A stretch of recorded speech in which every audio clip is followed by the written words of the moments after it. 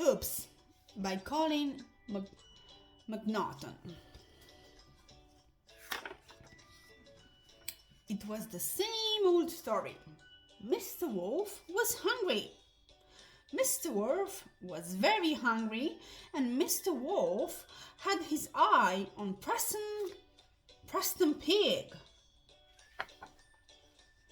Mr. Wolf was hungry for three very good reasons. First, Mr. Plump, the shopkeeper, had banned him from his shop for eating the customers. Second, Mr. Plump, the park keeper, had banned him from the park for picnicking over the visitors. And the third, Miss Thumb, the school teacher, had banned him from the school grounds for snacking on the students. Who's afraid of the big bad wolf? Not me.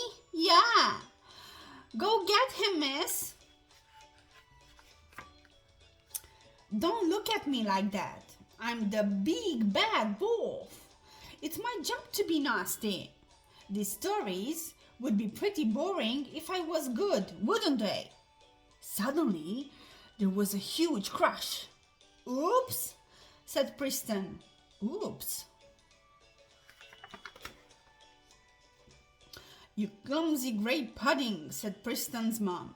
Get out from under my feet and take the basket of food. It's your granny's. She's not well. Yes, Mom, said Preston. And tell Granny I'll be over later to chop her some wood, said Preston's dad. Yes, Dad, said Preston. And put your coat on, said Preston's mom. Yes, Mom, said Preston.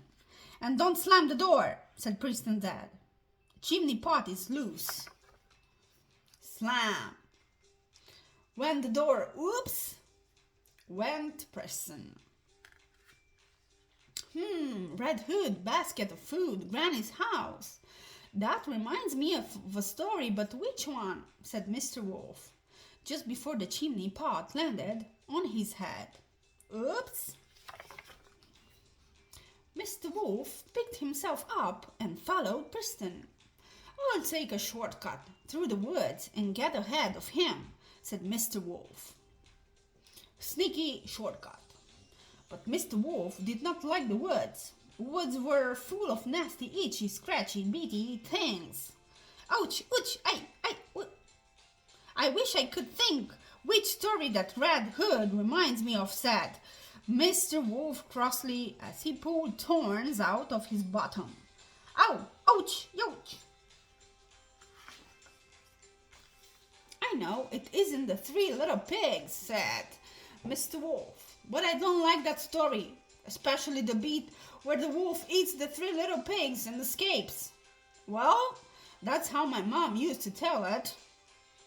I'll huff and I'll puff and I'll blow your house down. Mr. Wolf tried some cunning wolf tricks to catch Preston, but he didn't have much luck. What a silly place to leave a banana skin. Someone might have slipped on it. Cunning wolf trick number 1. The old banana skin ply. Oh, what a pity butterfly. Cunning wolf trick number 2. The old dig-a-dee pit dodge. Oops-a-daisy. Cunning wolf trick number 3. The old if all else fails bash. On the head with a big stick plan.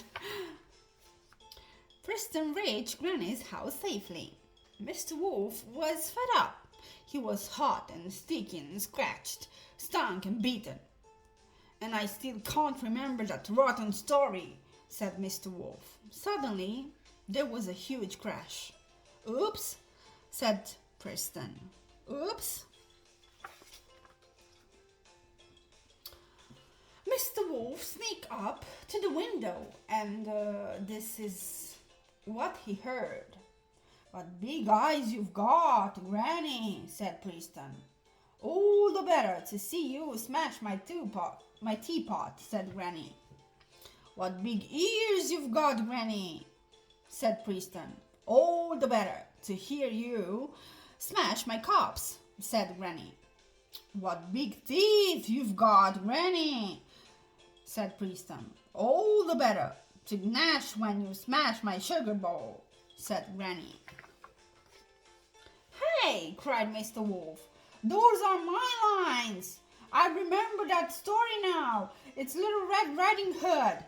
Mr. Wolf leaped through the window, tied Granny up, and stuffed Preston in a sack. Now let me think, said Mr. Wolf. How does the story end? He was just opening the door when he remembered. Here's Daddy! Oops, said Mr. Wolf.